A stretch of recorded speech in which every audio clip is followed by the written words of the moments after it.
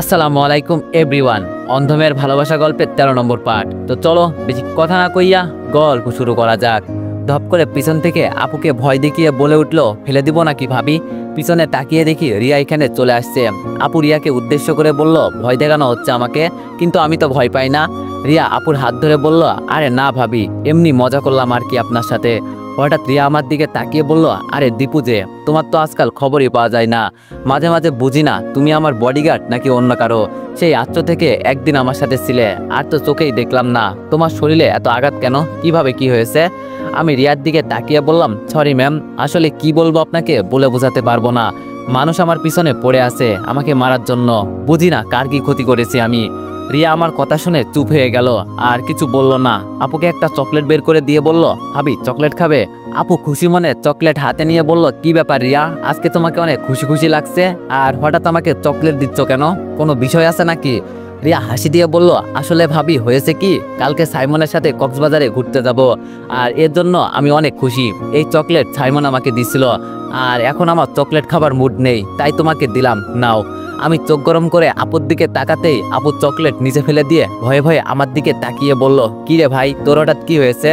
আমি আবার চুপ করে উপরের দিকে তাকিয়ে বললাম, কিছু না আপু। পাশ থেকে বন্যা আপুকে বলে উঠলো, আপু তুমি জানো না ওর মন খারাপ, তাও কেন এমন করছো?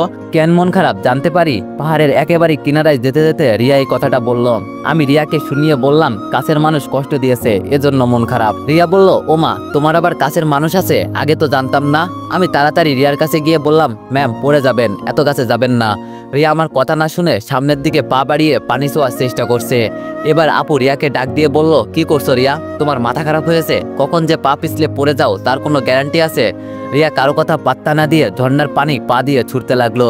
আশেপাশে সবাই না করছে এত কাছে যাওয়ার জন্য, কিন্তু রিয়ার সেই দিকে কোনো নজর নাই। বন্যা আমার দিকে তাকিয়ে বলল, ভাই তুই চলে আয়। এই মেয়ে খুশিতে আত্মহারা হয়ে গেছে, বুঝতে পারছি। কখন যে পড়ে যাবে সেটা চিন্তা করছে, ওর ফাঁদে তুই পা দিস না। আমি বন্যার কথার উত্তর দিয়ে বললাম, যার কাছে আমার বেঁচে থাকার ওষুধ আছে আমি তো তার কাছেই থাকবো। হঠাৎ রিয়া আমার হাত ধরে বলল, তোমার এখান থেকে চলে যাওয়া উচিত, আর এখানে আসার জন্য সাহসের দরকার, যা সবার ভিতরে থাকে না। আমি হাসতে হাসতে বললাম, এত সাহস দেখাতে গিয়ে আবার নিচে পড়ে যাইয়েন না, নইলে আপনার ভাই আমাকে উপরে পাঠিয়ে দিবে। অনেকক্ষণ দাঁড়িয়ে থাকার পর যেই রিয়া ফিরে চলে আসবে, ওর পায়ে ছিল হিলের জুতা। রিয়া পিছনে ফিরে হাঁটা দিতে এক পা পিছলে যেই পড়ে যাবে, তখন আমাকে জোরে ডাক দিয়ে বলল, দীপু আমাকে ধরো। কিন্তু আমি পিছনে ফিরে তাকাতেই দেখি রিয়া নিচে পড়ে যাচ্ছে। আপু দূর থেকে চিৎকার দিয়ে বলল, রিয়া। চোখের পলক পড়ার আগেই রিয়া নিচে পড়ে গেল। আমি আর দাঁড়িয়ে আছি কেন? যার জন্য আজও বেঁচে আছি তাকে ছাড়া আমি কিভাবে বেঁচে থাকবো, যে আমার সবকিছু। আমিও আর কোনো চিন্তা না করে লাভ দেওয়ার আগে আপুকে আর বন্যাকে উদ্দেশ্য করে বললাম, ভালো থাকিস, আর আমার জন্য এত চিন্তা করিস না। ওই বলছি না, রিয়া যেখানে আমিও সেখানে।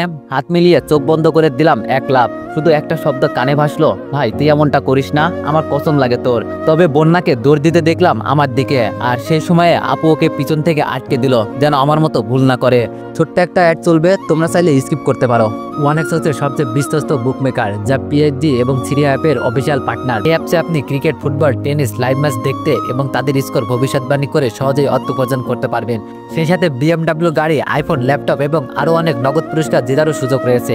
এই অ্যাপটিতে আপনি crash crystal, under and over 21 ইত্যাদি গেম খেলে সহজেই আয় করতে পারবেন।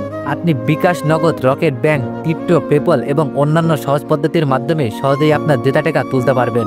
এখানে আপনি 24 ঘন্টায় 7 দিন গ্রাহক সহায়তা পাবেন। তাই এখনই পিন কমেন্টের লিঙ্ক ব্যবহার করে রেজিস্ট্রেশন করুন, অথবা গুগলে 1x সার্চ লিখে রেজিস্ট্রেশন করুন। আর হ্যাঁ, রেজিস্ট্রেশনের সময় আমার প্রোমো কোড VODO7 ব্যবহার করে প্রথমবার ডিপোজিটে 20,000 টাকা পর্যন্ত পান।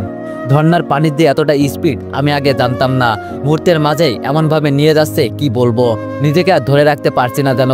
কিন্তু যতটা সম্ভব বাঁচার চেষ্টা করছি, আর চোখ দিয়ে আশেপাশে রিয়াকে খোঁজার চেষ্টা করছি, কিন্তু দেখতে পারছি না। যেতে যেতে কোথায় যেন চলে আসছি নিজেও জানি না। শরীরের শক্তিটা অনেকটাই কমে গেছে। ঝর্ণার পানির গতিও এখন তেমন নেই। তবে রিয়াকে দেখতে পারছি না। পানির মাঝে কান্না করার ইচ্ছা করছে, কিন্তু পারছি না। হঠাৎ আমার থেকে অনেকটা দূরে কিছু একটা দেখতে পেলাম। তাড়াতাড়ি তার কাছে যেতে লাগলাম। গিয়ে দেখি এটা আর কেউ না, রিয়া পানির উপরে ভেসে ভেসে চলছে।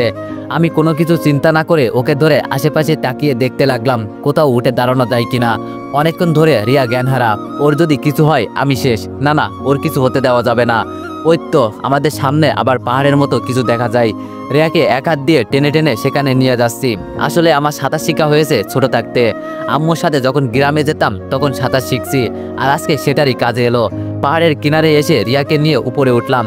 তাড়াতাড়ি ওকে নিচে রেখে পেট ঝাঁকিয়ে পানি বের করতে লাগলাম। পানি ঠিকই বের হচ্ছে, কিন্তু রিয়ার কোনো হুঁশ জ্ঞান আসছে না। যত সময় যাচ্ছে আমার বুকের কম্পন বেড়েই যাচ্ছে। একমাত্র রিয়াই আমার সবকিছু। ও যদি হারিয়ে যায় আমি কি নিয়ে বেঁচে থাকবো? ছোট থাকতে কত মুভিতে দেখেছি কেউ পানিতে পড়লে তার মুখে মুখ লাগিয়ে নাকি সাজ দিতে হয়, তাহলে জ্ঞান ফিরে। রিয়ার দিকে একবার তাকিয়ে দেখলাম, কি মায়াবী চেহারা। আসলে সত্যি এই মেয়ের জন্য আমি সবকিছু করতে পারি। এবার আমার মুখ রিয়ার মুখে লাগিয়ে ওকে সাজ দিতে লাগলাম। কি যে বলবো, এমন একটা অনুভূতি হয়েছে আমার বলার বাইরে। মুখে মুখ লাগিয়ে সাজ দিলাম, তাও রিয়ার কোনো খোঁজ খবর পেলাম না। এবার আমি ওকে ডাকতে লাগলাম, তাও ওর কোনো খবর নেই। এখন আমার চোখ দিয়ে আপনা আপনি পানি পড়ছে। রিয়াকে কান্না করতে করতে ডাকছি, এই রিয়া তুমি ওঠো না। কাছের মানুষ হারানোর অনুভূতিটা অনেক কষ্টের, কি বলবো আপনাদের। এখানে আশেপাশে তো কিছুই দেখতে পাচ্ছি না, সবকিছু একদম জনশূন্য মনে হচ্ছে। আমার এখন এটা মনে হচ্ছে এখানে শুধু আমি আর রিয়া ছাড়া কেউই নেই। আবার রিয়ার মুখে মুখ লাগিয়ে জোরে শব্দ দিলাম। তবে এবার আমি ওকে শ্বাস প্রশ্বাস নিতে দেখলাম। রিয়াকে নিঃশ্বাস নিতে দেখে আমার ভিতরে আবার নতুন করে প্রাণ ফিরে এলো।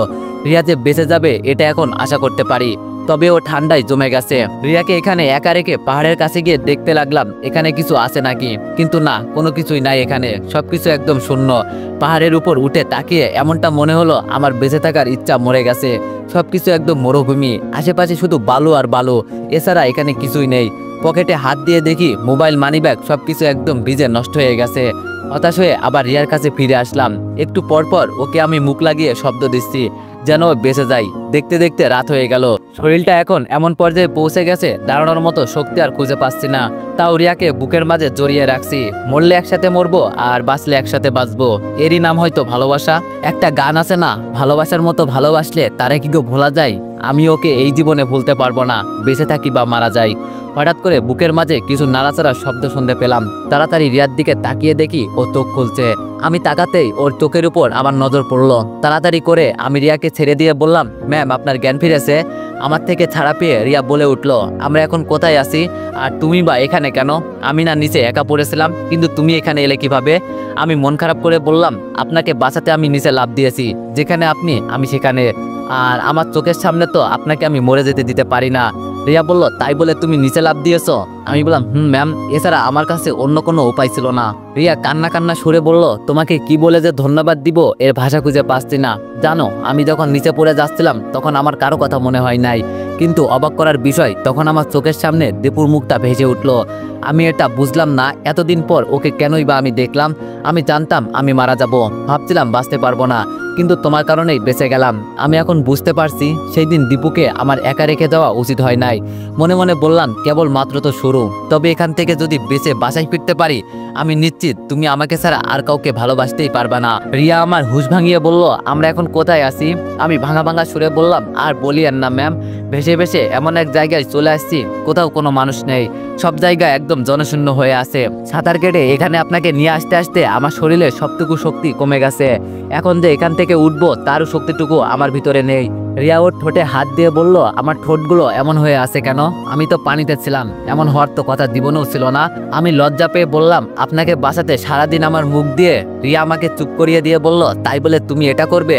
আমি বললাম, সরি ম্যাম, এছাড়া আপনাকে আমি বাঁচাতে পারতাম না, আর তেমন কোনো উপায় ছিল না আমার কাছে। রিয়া আবার মন খারাপ করে আমার পাশে বসে বলল, তোমার না একটা পরিবার আছে, আমার জন্য তো মরতে বসেছিলে। আমি বললাম, জানেন ম্যাম, কিছু কিছু মানুষের জন্য নিজের জীবনটাও বিলিয়ে দিতে কোনো আফসোস থাকে না। থাক, এসব কথা বাদ দেন, আপনি বুঝবেন না। রিয়া বলল, আচ্ছা চলো সামনে গিয়ে দেখি কি আছে কপালে। আমি দাঁড়াতে না পেরে বললাম, ম্যাম একটু ধরবেন? রিয়ার হাত ধরে আমি উঠে দাঁড়ালাম। যেতে যেতে রিয়া বলে উঠলো, এই চাঁদের আলো মনে হচ্ছে যেন আজকে আমি প্রথমবার কাছ থেকে দেখতে পেরেছি, অনেক ভালো লাগছে আমার। রিয়ার সাথে আমিও বলে উঠলাম, ম্যাম একদম ঠিক কথা বলেছেন, আমারও অনেক ভালো লাগছে। রিয়া মন খারাপ করে বলল, তবে আজকের দিনে আমার পাশে সাইমন থাকলে খুব খুশি হতাম।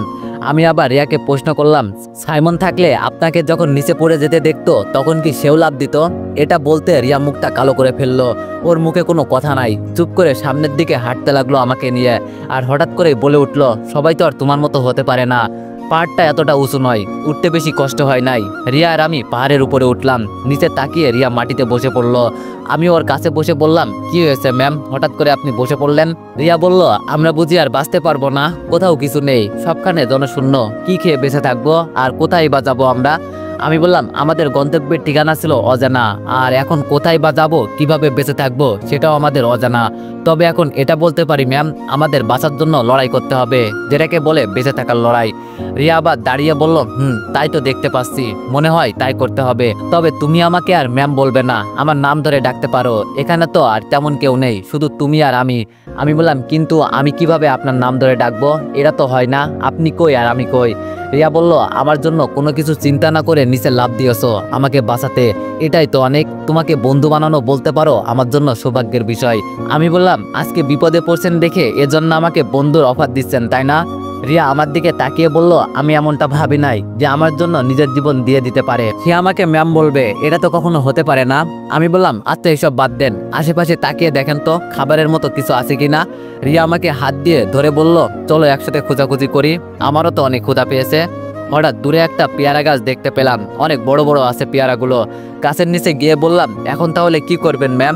আমি তো গাছে উঠতে পারবো না, শরীরটা অনেক ক্লান্ত হয়ে গেছে। রিয়া রেগে বলল, আবার ম্যাম? আমি বললাম, আচ্ছা সরি। রিয়া, হয়েছে? রিয়া খুশি হয়ে বলল, হয়েছে মানে? দৌড়াবে। আচ্ছা তুমি আমাকে সাহায্য করো, আমি গাছে উঠছি। আমি বললাম, পারবে তুমি রিয়া? রিয়া আমার দিকে মুখ ফিরিয়ে বলল, অবশ্যই পারবো, জীবন যুদ্ধে বাঁচতে হবে না? আমি রিয়াকে কিছু সাহায্য করলাম, আর রিয়া গিয়ে গাছে উঠে পেয়ারা পাড়তে লাগলো। অনেকগুলো পেয়ারা পেরে রিয়া আবার নিচে নেমে বলল, আজকে রাতের জন্য চলবে না? আমি বললাম, রাতটা চলে যাবে। রিয়া বলল, এখানে তো আর তেমন কিছু নেই ঘুমানোর মতো, চলো ওই গাছের নিচে গিয়ে বসি। আমি রিয়ার কথা শুনে ওর সাথে গিয়ে বসলাম। রিয়া আমার থেকে বেশ কিছুটা দূরত্ব রেখেই বসলো। খেতে খেতে রিয়া বলল, এমন একটা পরিস্থিতিতে যে পড়বো কখনোই ভাবি নাই। ছোট থাকতে একটা মুভি দেখতাম দেবের, দেব কিন্তু নায়িকা নিয়ে এভাবেই ফেসে গিয়েছিল, মনে আছে? মুভিটার নাম মনে পড়ছে না। আমি বললাম, আমার মনে আছে, মুভির নাম রংবাজ। এই মুভিটা আমিও দেখছি, তবে এখানে আপনি নায়িকা আর আমি আপনার বডিগার্ড। মনে মনে বললাম, আমি তো আপনার নায়ক। রিয়া আমাকে মন খারাপ করতে না বলে বলল, তুমি তো আজ থেকে আমার বন্ধু, তাই না? আমি বললাম, খাওয়া দাওয়া শেষে রিয়া বলে উঠলো, এখন একটু ভালো লাগছে তাই না? আমি বললাম, ম্যাম, অনেকটাই ভালো লাগছে। রিয়া বলল, তাহলে এখন একটু ঘুমানোর চেষ্টা করি, কি বলো? আমি বললাম, তা তো করতেই হবে। রিয়া একপাশে ওর ওড়নার নিচে বিছিয়ে শুয়ে পড়লো, আর আমি গাছে হেলান দিয়ে ঘুমানোর চেষ্টা করছি। ঘুমানোর আগে রিয়ার চোখে আমার চোখ পড়লো, আরও ইশারা করে বুঝিয়ে দিল, অনেক রাত হয়ে গেছে, ঘুমিয়ে পড়ো। চোখ বন্ধ করে চিন্তা করছি, রিয়ার সাথে এভাবে এত কাছাকাছি আমি চলে আসবো তা কখনো চিন্তাও করি নাই, আর ওকে যে এতটা কাছে পাবো এটাও জানতাম না। মুচকে একটা হাসি দিয়ে বললাম, যা হয়েছে খুব ভালোই হয়েছে। সকালে যখন ঘুম ভাঙলো তখন আমার এমনটা মনে হলো, মনে হচ্ছে যেন আমি নরম কিছুর উপর শুয়ে আছি। হাত দিয়ে ঘুম ঘুম চোখে বোঝার চেষ্টা করছি আমি এখন কই আছি, কিন্তু অবাক করার বিষয়, একটা মানুষের মুখের উপর হাত দিয়ে পড়লো। এটা মেয়ে নাকি ছেলে সেটাই বোঝার চেষ্টা করছি, তবে এখানে তো আমি আর রিয়া ছাড়া কেউ নেই। আচমকা আওয়াজ হলো, তুই আমার উপর থেকে উঠবি নাকি আরো ঘুমাবি? আরে যা, এই কণ্ঠটা তো দেখে রিয়ার। তাড়াতাড়ি লাফ দিয়ে উঠে পড়লাম। রিয়া শোয়া থেকে উঠে বলল, জীবনে কত শুনলাম ছেলেদের বুকে নাকি মেয়েরা ঘুমায়, তবে আজ এই প্রথম দেখলাম কোনো ছেলে মেয়ের বুকের উপর মাথা রেখে ঘুমাতে, তাও আবার আমারই বুকের উপর। বাবা, আমি মাথা নিচু করে বললাম, আসলে আমি অনেক সরি, গাছের উপর হেলান দিয়ে শুয়েছিলাম তো, তাই কখন যে নিচে পড়ে বলতে গিয়েও আটকে গেলাম। বললেন নিজের কপালে নিজেরই কোড়াল দেওয়া হবে, তাই আর বললাম না। রিয়া আমার থেকে একটু দূরে দাঁড়িয়ে বলল, থাক আর মিথ্যা কথা বলতে হবে না। আমি বললাম, রাগ করছেন নাকি ম্যাডাম? সত্যি তখন আমি কিছু বলতে পারি নাই। ঘুমের মধ্যে কিছু কি অনুভব করা যায় বলেন? রিয়া আমার দিকে ফিরে বলল, আবার আমাকে ম্যাডাম বলা হচ্ছে? আমি বললাম, আরে মাঝে মাঝে মনে থাকে না, তবে এখন থেকে মনে রাখার চেষ্টা করব, ঠিক আছে রিয়া? রিয়া মুচকে হাসি দিয়ে বলল, এখন ঠিক আছে। আমি বললাম, তাহলে মিস রিয়া, আপনি কি আমার উপর রাগ করছেন? রিয়া আমার মুখের উপর কিছুক্ষণ তাকিয়ে থেকে কি জানি একটা চিন্তা করে বলল, তোমার মুখে মায়াবী একটা ভাব আছে, হুদাই পাখি তোমার জন্য পাগল হয় নাই। আমিও মজা করে বললাম, আপনি আবার আমার প্রেমে পড়ে যাইয়েন না। রিয়া আমার চুল টান দিয়ে বলল, মজা করা হচ্ছে আমার সাথে? আমার জন্য সাইমন আছে, ও আমার দুনিয়া, ও আমার সবকিছু। আমি বললাম, ভালো ভালো, সামনে এগিয়ে যান। আর আমি আস্তে করে বললাম, আমি বেঁচে থাকতে সাইমন তোর কিভাবে হয় সেটাও আমি দেখব। রিয়া বলল, এখানে আর এভাবে থাকা যাবে না, আমাদের রাস্তা খুঁজে বের করতে হবে, নইলে এখানে এভাবেই আমরা মারা যাব। আমি বললাম, তুমি ঠিকই বলেছ রিয়া, কিন্তু আমি তো আশেপাশে বালু ছাড়া আর কিছু দেখতে পাচ্ছি না। রিয়া সামনের দিকে হাঁটতে হাঁটতে বলল, চেষ্টা করলে উপায় হয়, তাছাড়া এখানে থেকে মরতে পারবো না। রিয়ার পিছনে পিছনে আমিও যেতে যেতে বললাম, তাহলে আমাদের গন্তব্যের স্থান কোথায় হবে? রিয়া আমার কথা শুনে দাঁড়িয়ে বলল, যেখানে জীবন নিয়ে যায় সেখানেই যাব, তার আগে সাথে করে কিছু পেয়ারা নিয়ে যাই, খিদে পেলে এটাই খেতে হবে। আমি আগে জানতাম না মেয়েদের মাথায় যে এত বুদ্ধি থাকে।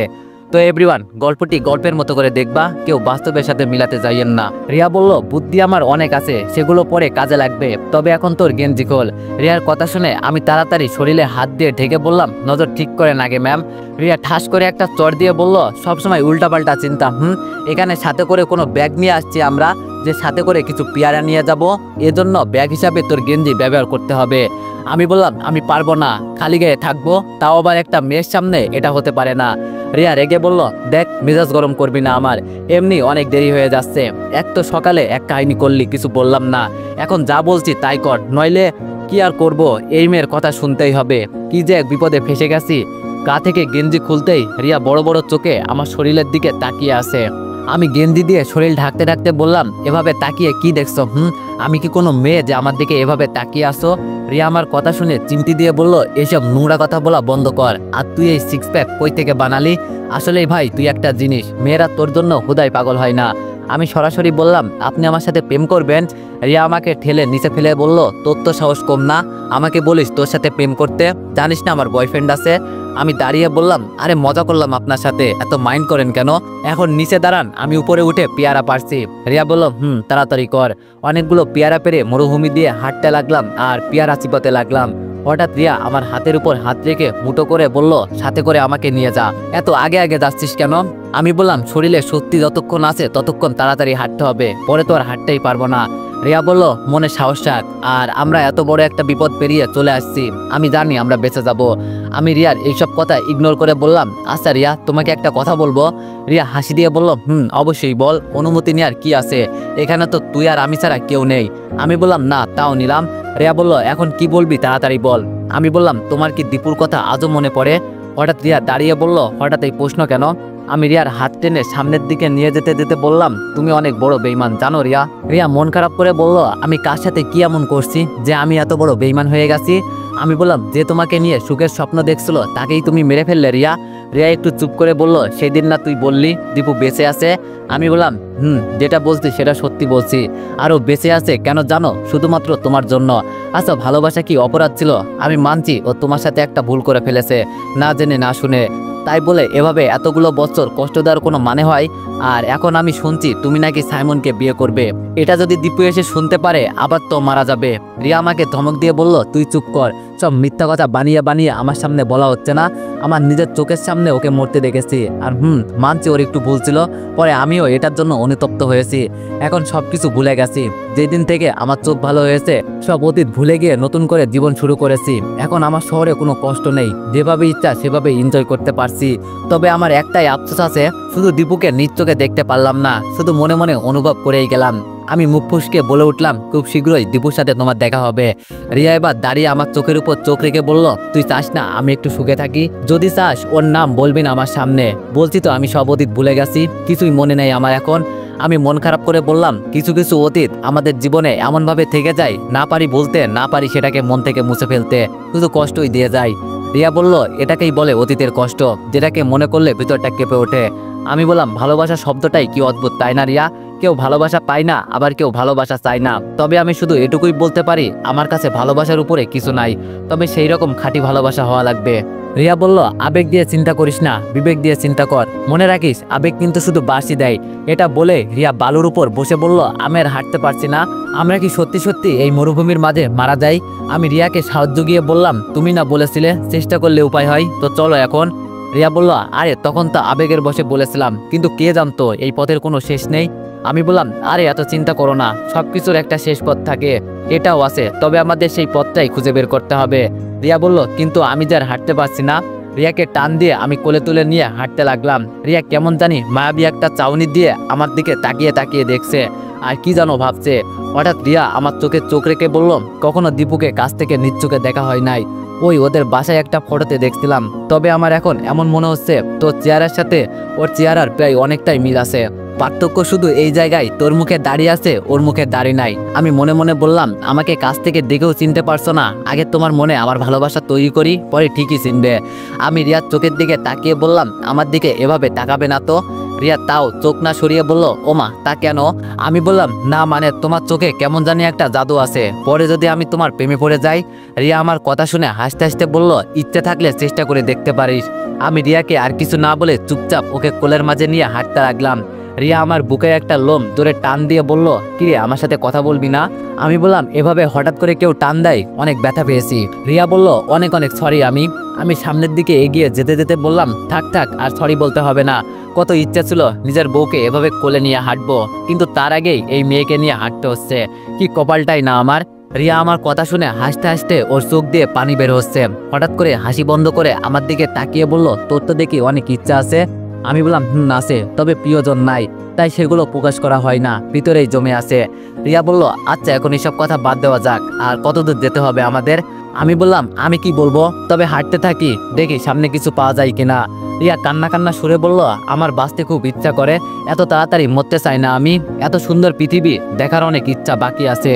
আমি বললাম, আরে এসব কি উল্টাপাল্টা কথা বলছো তুমি, এসব কিছুই হবে না। রিয়া বলল, অযথা মিথ্যা আশ্বাস দিস না। আমি বললাম, রিয়া তুমি যদি মন খারাপ করো, আমি কিন্তু আর এক পাও সামনে যাব না, এমনি অনেক কষ্ট হচ্ছে আমার, আর তার মাঝে এইসব কথা বলছো তুমি। রিয়া আমার চোখে চোখ রেখে বলল, আমি মারা যাব, এতে আমার কোনো আফসোস নেই, নিজের ভুলের কারণে নিজেই মারা যাব, এটাই স্বাভাবিক, কিন্তু আমার জন্য তুই কেন মরতে বসেছিস, এটা আমার কাছে খুব খারাপ লাগছে। আমি বললাম, আমার বেঁচে থাকার উৎস তো একমাত্র তুমি। এই রে, কি বলতে কি বলে ফেলেছি। রিয়া অবাক দৃষ্টিতে আমার দিকে তাকিয়ে বলল, মানে কি বলছিস তুই? আমি বললাম, একবার তুই আর একবার তুমি, যে কোনো একটা বলো। রিয়া বলল, আমার যা ইচ্ছা আমি তাই বলবো, তোর কোনো সমস্যা? এখন বল, আমি তোর বেঁচে থাকার উৎস মানে? আমি বললাম, যখন দেখবা বাঁচার মতো কোনো রাস্তা নেই আমাদের কাছে, যখন নিশ্চিত হব যে আমরা কিছুক্ষণ পর মারা যাব, তখন এই কথার উত্তর পাবে তুমি, যে তুমি আমার বেঁচে থাকার উৎস। রিয়া বলল, আমার এখন কেমন জানি তোকে অনেকটাই সন্দেহ সন্দেহ লাগছে। আমি বললাম, আমি তোমার সাথে খারাপ কিছু করছি? রিয়া বলে উঠল, না। আমি বললাম, তাহলে আমাকে সন্দেহ করছো কেন? রিয়া বলল, আরে আমি এমনি বলতে চাইছি। আমি বললাম, থাক আর বলতে হবে না। রিয়া আমার ঠোঁটের উপর হাত রেখে বলল, এই ঠোঁট দিয়ে। রিয়া কিছু বলার আগেই আমি চোখ গরম করে ওর দিকে তাকিয়ে বললাম, তখন আমার কোনো খারাপ মতলব ছিল না, তখন তোমাকে কিভাবে বাঁচাবো সেটারই চিন্তা ছিল আমার ভিতরে, তাই যেভাবে তোমাকে বাঁচানো যায় আমি ঠিক সেভাবেই চেষ্টা করছি। বিশ্বাস করো রিয়া, আমার ভিতরে কোনো খারাপ উদ্দেশ্য ছিল না। রিয়া বলল, এত পণ্ডিতি করিস কেন? আমি তোরে কিছু বলছি?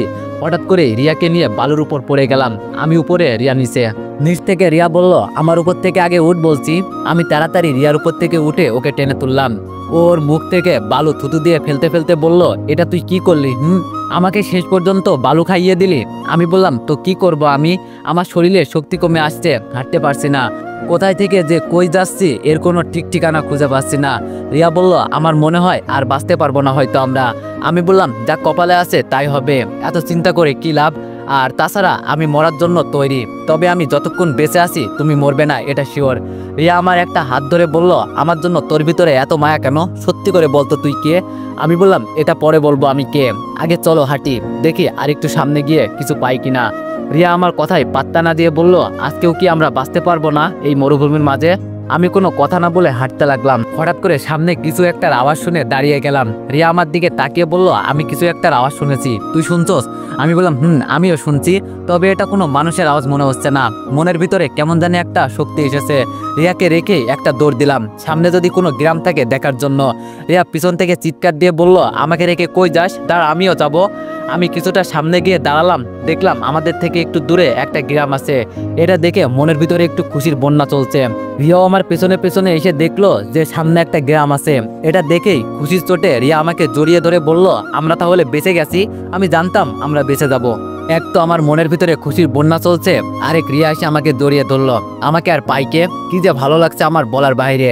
শুধু ভদ্রতার খাতিরে আমি রিয়াকে জড়িয়ে ধরি নাই, নইলে বলবে আমিও সুযোগের দুর্বলতা নিয়েছি। আগের মতো আর কোনো ভুল করতে চাই না। রিয়াকে এমন এক জায়গায় রেখে আমার পরিচয় দিব না, ও একেবারে চমকে যাবে। আমি একটা কাশি দিলাম। রিয়া আমাকে তাড়াতাড়ি ছেড়ে লজ্জা পেয়ে বলল, আমি আসলে সরি, খুশিতে এমন হয়েছে। আমি নিজের খুশি ভিতরে চেপে রেখে বললাম, আরে না, আমিও বুঝেছি তুমি খুশির চোটে আমাকে জড়িয়ে ধরেছো। রিয়া সামনে যেতে যেতে বলল, তাহলে চলো গ্রামের দিকে যাই, দেখি কি আছে কপালে। আমি বললাম চলো। কোথাও যে আমরা এখন আছি সেটাও জানি না, এটা যে কোনো গ্রাম কি জানি।